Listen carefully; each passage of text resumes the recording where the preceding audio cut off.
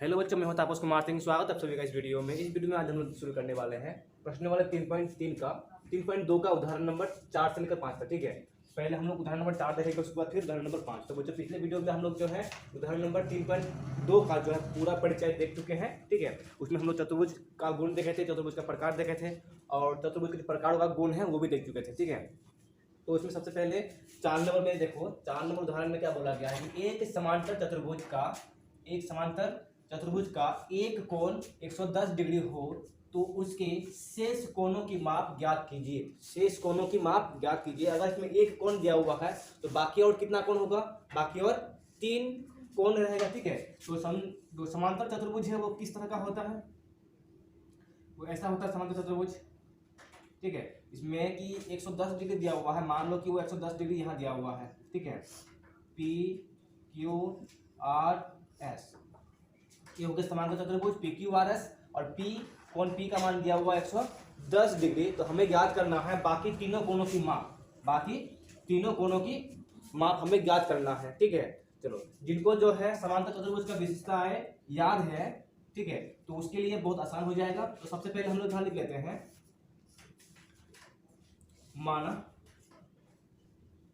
माना समांतर चतुर्भुज पी क्यू आर एस में कोण P बराबर 110 डिग्री। यहाँ जो 110 डिग्री दिया है ना, ठीक है, हम लोग चित्र बना के मान लिए कि चित्र में जो है कोण P का मान 110 डिग्री दिया गया है। ठीक है, तो अब हमें करना क्या है? विशेषताओं से हम लोग जानते हैं, एज वी नो दैट, क्या जानते हैं कि समांतर चतुर्भुज में सम्मुख कोण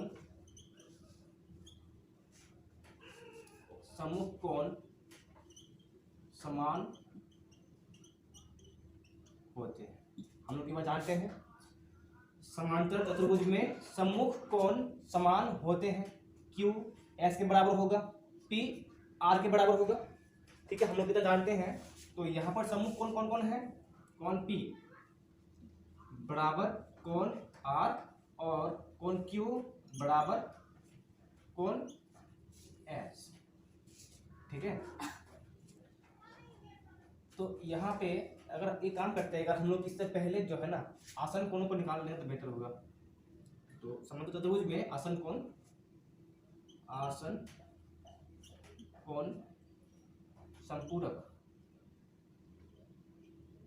संपूरक होते हैं। आसन कोण संपूरक, उसको चेंज करते हैं। ठीक है, पहले क्या लिखे थे?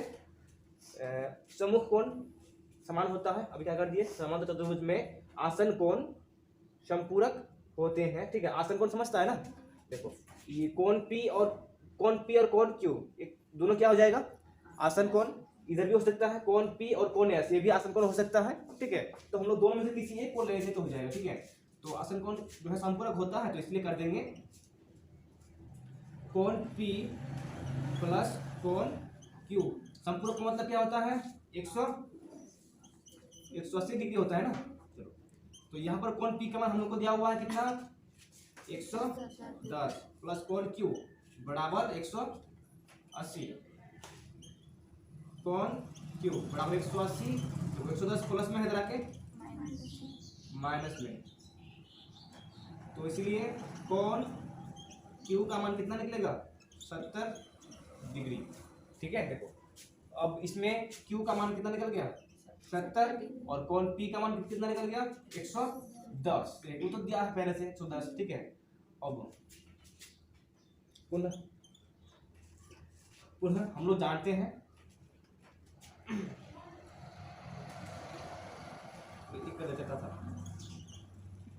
समांतर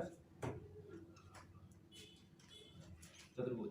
अब वो बात लिखेंगे जो यहाँ पर पहले लिखे थे। ठीक है ना, क्या लिखे थे? समांतर चतुर्भुज में सम्मुख कोण समान होते हैं। तो कोण P किसके बराबर होगा? कोण आर का और कोण क्यू बराबर होगा कोण एस का। तो कोण पी का मान कितना दिया हुआ है 110, तो कोण आर का मान भी 100 आर हो जाएगा 110 हो जाएगा, ठीक है। कोण क्यू का मान कितना दिया हुआ है 70 का, तो ये भी 70 हो जाएगा, ठीक है। अतः अन्य मतलब कि अन्य बोलो तो शेष सभी कोण, मुझे दिख रहा है कि नहीं दिख रहा है, ठीक है। सभी शेष सभी कोण बिल्कुल दिखाई नहीं दे रहा है, तो इसको हम लोग ऊपर करते हैं। अतः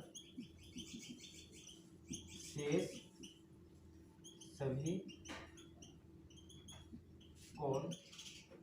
कोण क्या क्या हो जाएगा इसमें, Q बराबर 70, फिर R बराबर 110 और S बराबर 70, ठीक है। चलो ये हो गया 4 नंबर उदाहरण कंप्लीट, ठीक है। 4 नंबर में तो कोई दिक्कत नहीं है। अब देखो, अब 5 नंबर पढ़ो पहले। तो उदाहरण 5, ठीक है। एक समांतर चतुर्भुज, फिर क्या दिया हुआ है समांतर चतुर्भुज की दो भुजाएं क्रमशः का मतलब कि एक पद दिया हुआ है 8 सेंटीमीटर और 6 सेंटीमीटर, भुजाएं की लंबाई दिया हुआ है, ठीक है ना, भुजाओं की लंबाई। तो उसकी परिमिति क्या होगी, परिमिति क्या होगी।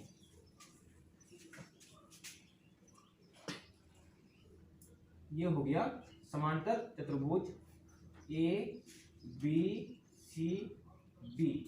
ए बी सी डी एक समांतर चतुर्भुज है, ठीक है, जिसकी भुजाएं देखो लंबाई और चौड़ाई होता है ना चतुर्भुज में, तो लंबाई कौन होगा और चौड़ाई कौन होगा, जो बड़ा होता है तो लंबाई होगा, इसमें लंबाई हो जाएगा 8 सेंटीमीटर और चौड़ाई हो जाएगा 6 सेंटीमीटर। ए बी माना कि ए बी और बी सी दिया हुआ है, ठीक है। चलो पहले हम यहाँ हम हल करते हैं। माना चित्र में समांतर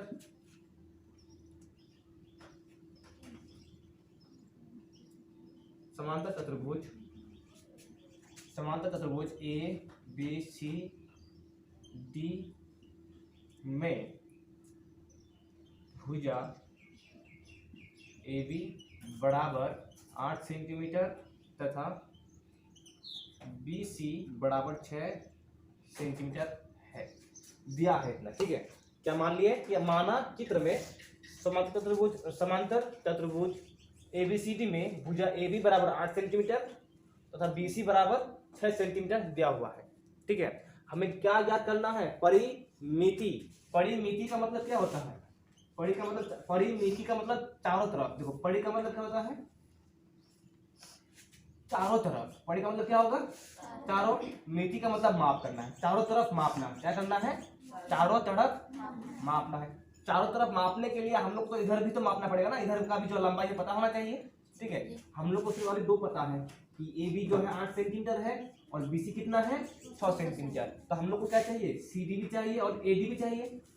सी डी और ए डी होगा तभी तो हम लोग चारों तरफ माप सकते हैं ना, चारों तरफ माप के हम लोग जोड़ सकते हैं अभी फिलहाल, ठीक है। लेकिन हम लोग को सिर्फ 2 ही पता है, ठीक है।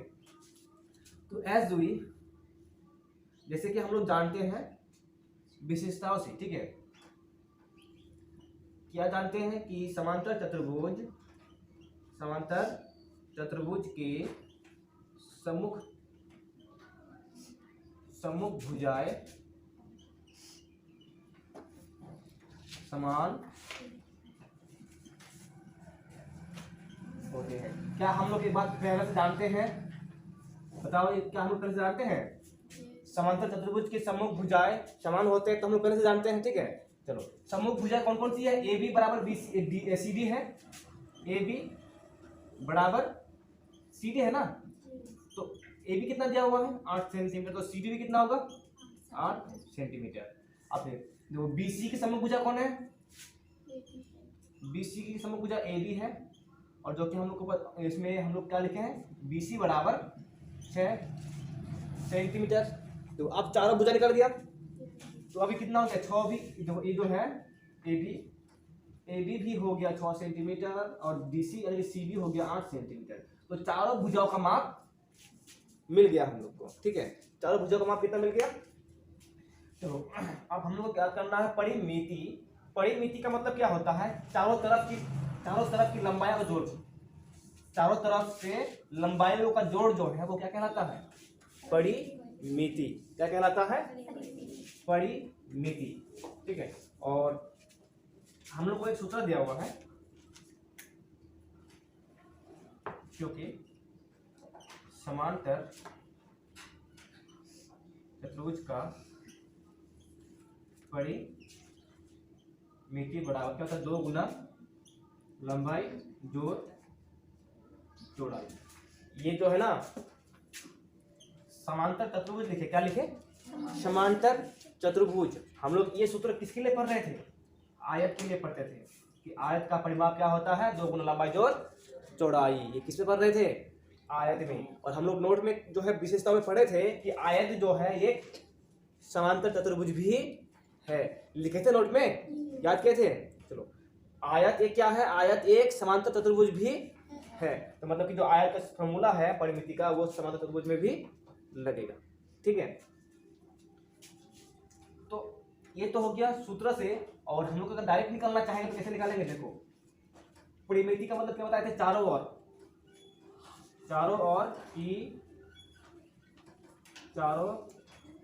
ओर की माप।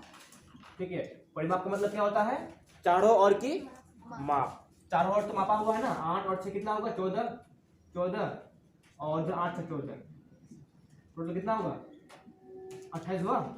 मतलब क्या है कि 28 सेंटीमीटर जो है इसका परिमाप हुआ। ठीक है, परिमाप हम लोग कैसे भी चारों को दो दो निकाल सकते हैं, 8 + 6 प्लस फिर इधर 8 + 6। ठीक है, देखो 8 6 सबको जोड़ेंगे तो कितना होगा, 28 सेंटीमीटर परिमाप। या फिर तुम लोग सूत्र से निकाल सकते हो। ठीक है, ये सूत्र से निकाल सकते हो। और हम लोग तो ऐसा सूत्र पढ़े हैं किसमें, आयत में पढ़े हैं, समांतर चतुर्भुज में नहीं पढ़े हैं। तो ऐसे कर सकते हैं हम लोग का फिलहाल चारों भुजाओं का योग, चारों भुजाओं का योग। तो चारों भुजा कितना है, AB + BC + CD + EB। तो AB कितना है, 8 सेंटीमीटर, BC 6, CD 8 और AB 6, सबको जोड़ेंगे तो कितना हो जाएगा, 28 सेंटीमीटर। ठीक है, जो सूत्र लिखे थे उससे भी तुम लोग याद कर सकते हो एक ही बार में। ठीक है, चलो ये हो गया 5 नंबर। उसके बाद और भी उदाहरण है क्या, 6 नंबर है, 6 नंबर देख लेते हैं। उसके बाद फिर प्रश्न वाले ना, चलो इसको दोनों को उतार लो। हाँ चलो अब देखते हैं फिर उदाहरण नंबर 6। ठीक है, तो उदाहरण नंबर 6 में क्या बोला है, पढ़ के देखो। ये यहाँ पे बगल की आकृति में ABCD एक समचतुर्भुज है, इसका एक विकर्ण 10 सेंटीमीटर तथा एक भुजा 13 सेंटीमीटर हो तो इसका दूसरा विकर्ण क्या होगा। इसमें ध्यान देने वाली बात यह है, ठीक है, इसमें हमें विकर्ण ज्ञात करना है। क्या ज्ञात करना है, विकर्ण ज्ञात करना है। और समांतर चतुर्भुज, ये समचतुर्भुज है ना, इसमें 2 विकर्ण है। कितना विकर्ण है इसमें, 2 विकर्ण है और एक विकर्ण निकालना है। मान लो कि ये जो 10 सेंटीमीटर है, ये इस विकर्ण का माप दिया हुआ है, यहां से यहां तक दिया हुआ है। ठीक है, मान लो कि BD दिया हुआ है एक विकर्ण, और दूसरा विकर्ण हम लोग को ज्ञात करना है AC। ठीक है, दूसरा विकर्ण AC ज्ञात करना है। और हम लोग को इसमें एक भुजा दिया हुआ है। क्या दिया हुआ है, एक भुजा कितना है, 13 सेंटीमीटर का। मान लो कि हम लोग को AB दिया हुआ है 13 सेंटीमीटर, AB दिया हुआ है 13 सेंटीमीटर। तो यहाँ पर हम लोग करते हैं पहले हल में करेंगे माना समचतुर्भुज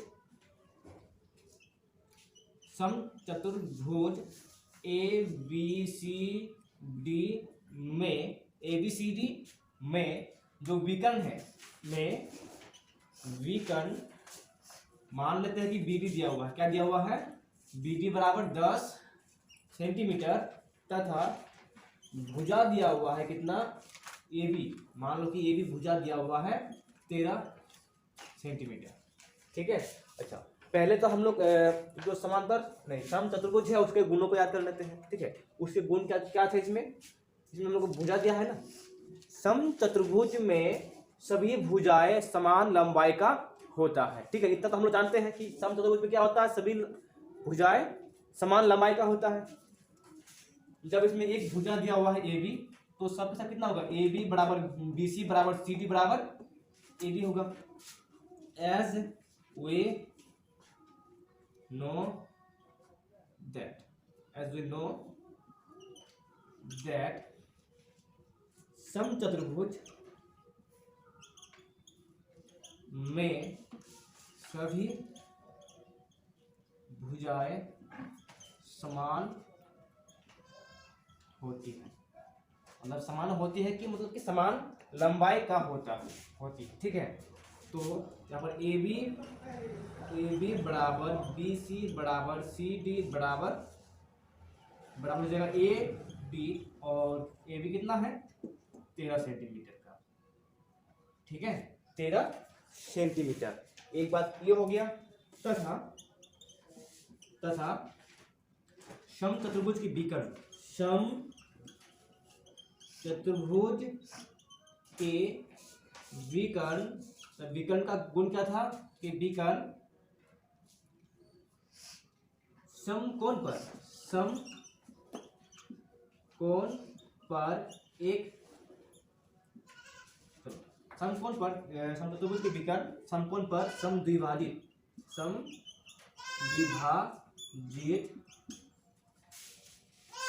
होता है।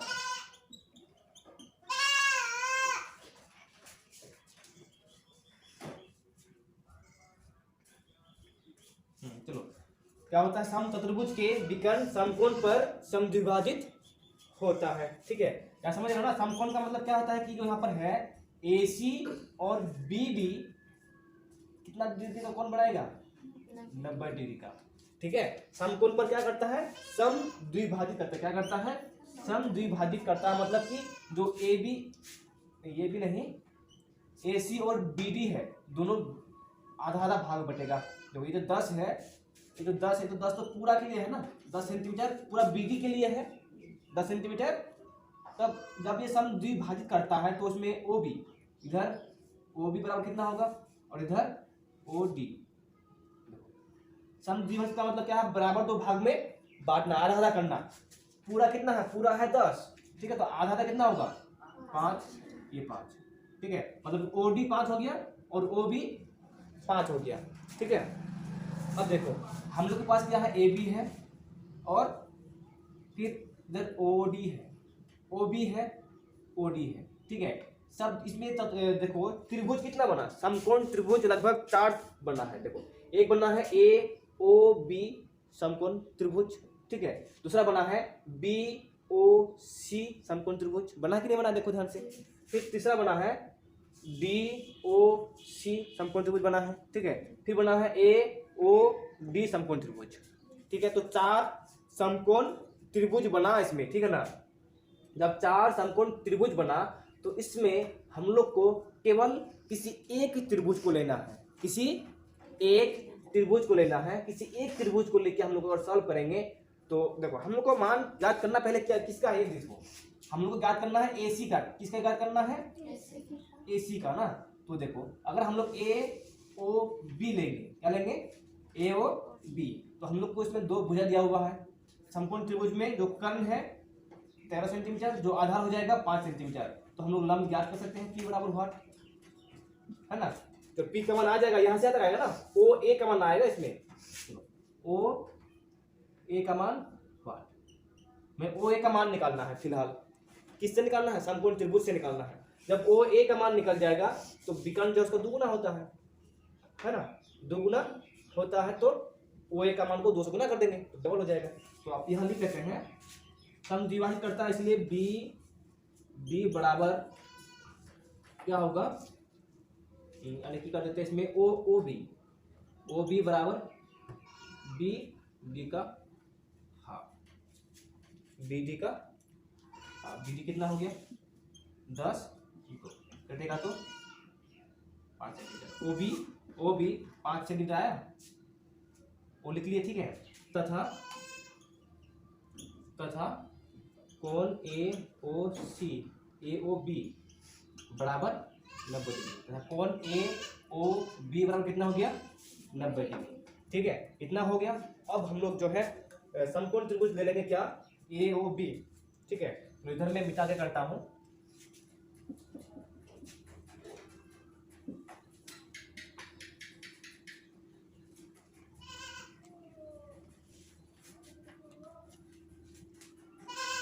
समकोण त्रिभुज AOB में, समकोण त्रिभुज AOB में। ठीक है, तो AOB में देखो ये हो जाएगा कर्ण।